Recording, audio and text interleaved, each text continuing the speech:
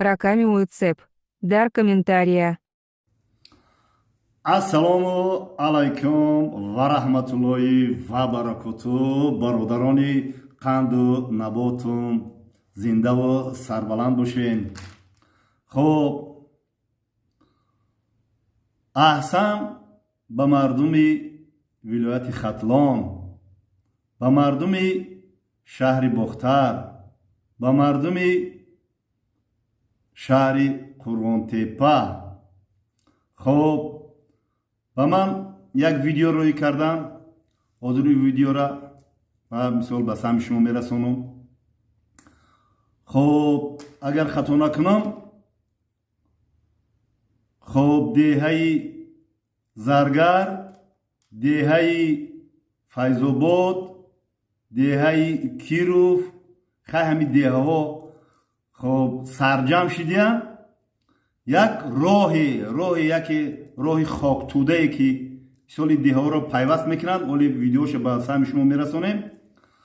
хуб, дар инҷа ҳашари дастаҷаъмона кезданд ва ҳамунҷода хеле видео кардану ба ман муроҷиат карданд ки бобо дар ҳами сайти интернетӣ ҳами кору бору ки раҳора санг рехтаесану дулано омадесану гредро ҳавор кестану хоб мардум як сарҷаъмона дастаҷаъмона кор кестан ҳами роҳҳоро санг рехтаесtan сангҳоро ҳавор кестан. хоб ба сами шумо бирасонам ва миннатдоргии худро ба ин шермардои ватан ки аксарияташ дар федератсияи Русия хориҷданд, дар хориҷа кору фаъолият мекунанд ва пул ҷамъ кестанд. ҳатто спискаи ҳамун пулҳошонам нависондагианд. ва дар ин ҷо як хоб бародар хайд номуша оли даруҷа дар видео ва мекунанд, суханоша мегӯяд. мулоимоми деҳа аҳсан ба ин мулоимоми деҳа мегӯям ки як мардума бар як ҳашари дастаҷаъмона даъват кестай, ба як хоб кори хайр даъват кестай, ба як садақаи ҷория даъват кестай.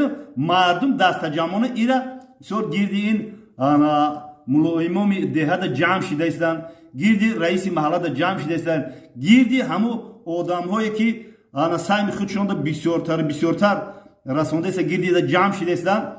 хоб як хушу хурсандона қати, як меҳру муҳаббату ватандӯстӣ қати ин мисол ин роҳа обод кестанд. хоб инҳо хоҳиш карданд ки бобо ҳамин наворои моро дар сайти интернетӣ мон мисол ҳамчун як блогери солхӯрда, як блогери пастию баландиҳои зиндагиро дидагӣ шояд ки ҷавонҳо бубинану боз меҳру муҳаббати ватандӯстӣ, меҳру муҳаббати ободкорию созандагӣ дар дили ё ҷо шавад. хоб, суханро бисёр риштаи суханро бисёр дароз намекунам. хоб, шермардои ватан аз шаҳри қурғонтепа дар ки ҷое бошанд, дар кадом манотиқи курраи замин бошанд, албатта дилу ҷоншу ҳушу хаёлшон ба ватани меҳрубонанд, ба он деҳае ки давраи кӯдакӣ айёми кӯдакишон дар унҷо гузарондагианд. онҳо мисол як меҳру муҳаббат қати, як самимият қати мисол он пулои худро мисол вориди мана ин холи мемонанд домло гам мезанад мисол карта мондагианд, вай мондагианд, хай вайша ваё медонанд. ман суханҳои худма мегӯям, ман бо нагӯй ки бобо сбор кестай, не ман сбор накестам. вай мардако худшон дар сайти интернетӣ ма оли мебуранд гам мезанам. хоб, чӣ гуфтанӣ ҳастам? гуфтанӣ ҳастам ки мо мусалмон ҳастем, мо тоҷик ҳастем, мо тоҷики сарбуланд ҳастем, мо тоҷики гапзан ҳастем, мо тоҷики оши худмонро соҳиб шидан ҳастем ки оши худмонро соҳиб ҳастем. мардак дар худи ки қазоқистон кор кестай ҳуши хаёлаш дар ватан шай, мардак дар якутия, дар лос анҷелос кор кестай ҳуши хаёлаш дар ватан шай, дар зодгоҳ шай, ҳуши хаёлаш дар ҷое ки тавони шидагӣ дар ҳамуҷа. мо ватандӯст бошем, мо миллатдӯст бошем, мо исломдӯст бошем. мо бояд дар паҳлӯи ҳамдигар бошем, ин ватани биштосоро дӯст бидорем, обод кунем. кӣ обод мекунад? мову шумо обод мекунем. шермардои ватан, шербачаҳои ватан обод мекунанд. барои ин ватану миллат дилшон гум мезанад. در قزاقستان از بچه‌ها برای اون من نوار میکنم چقدر مثلا مرا دعوت کردن قزاقستان بیا بابا ان شاء الله با امر خدا روز ساعتش میشه که من به اونجا میرم اصلا با اون شهر مردم وطن برای ویدیو میکنم و یارم زادگاهشون در همین شهر خلق قربان تپه. برای این برادرها چی گفتنی هستم که دوستداری وطن از گوشه ایمان است. وطن میگن مادر میگن وطن میگن هر دو چیزی جدا نشونده. مادر تا دوست میداری وطن هم باید دوست بداری. وطن دوست میداری مادر دوست میداری پس تو ایمانت کامله. دوستداری وطن از گوشه ایمان است. برادرها زنده و سربلند باشین. خب نوارا را حاضر میمونیم با نوای بچه ها سخن میکنن گم میزنن خیلی مقصد شوند دل شوند با نوارها را سال پشتی نواری مده سال ثبت میکنن. زنده و سربلند باشین. دستگیری کنین شهر بچه های وطن دستگیری کنین. سخنها بسیار ویدیو بابا را پیگیری کنین. السلام علیکم و رحمت الله و برکاته. مردم بننگ و ناموسی ملت تاجیک مردم تاجیکستان در هر گوشه و اکناف دنیا باشین. اولا دعا میکنیم خداوند مهربان و مردم تاجیکمون ایمان کامل تن صحت خواهانیم از درگاه پروردگار.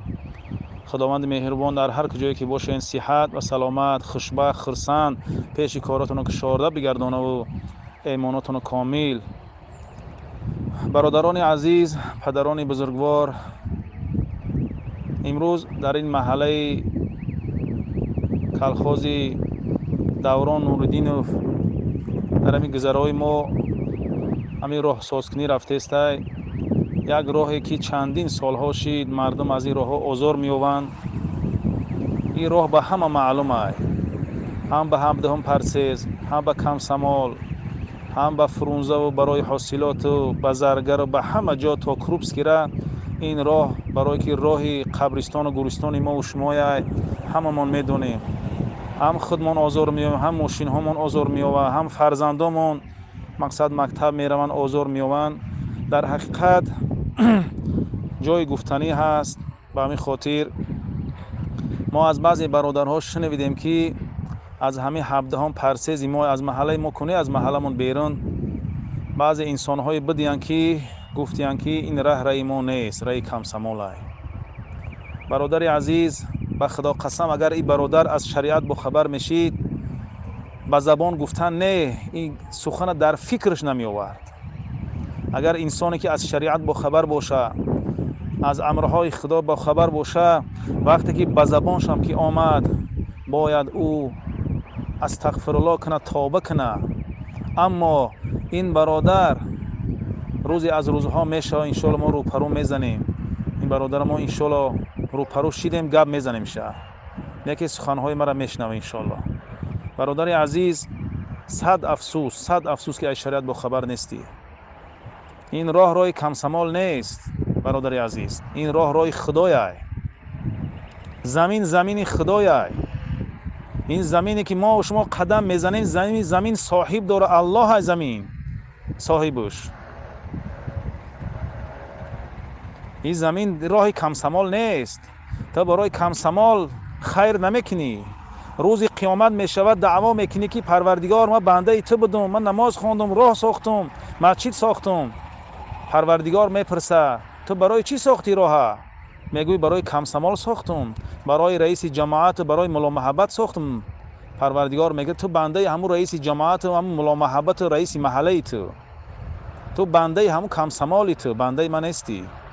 در اونجا از دست ملا محبت و رئیس جماعت هیچی نمیآید. ما خودمان آیا میگذریم یا نمیگذریم پل صراط، اونجا ما دستگیرت نمیشیم، الله دستگیرت میشود. تو وقتی خیر میکنی در راه خدا بگو، راه کمسمال نگو. اگر در امریکا زندگی کن همه الله های، همون زمین الله های، همون آسمان های، همون آفتاب های، دیگر نمیشود. در تمام روی دنیا اگر برگشت کن همه یک الله های، یک زمین، یک آسمان و آفتاب های. تا ای بالای زمین خدا کجا میره؟ تو زوری، تا ای خدا زوری. یک زمین بساز راه بگرد، میتونی؟ یک زمین بساز راه بگرد. کی میکنه کارا؟ تمامی روی دنیا میلیون سال شید میزنن نمیتونن، در آسمان پروردگار نمیرسن. هزارها اتج میکنن، ساختمان میکنن، در آسمان یکمی پروردگار نمیرسن. قدرت الله دا باور نداری تو؟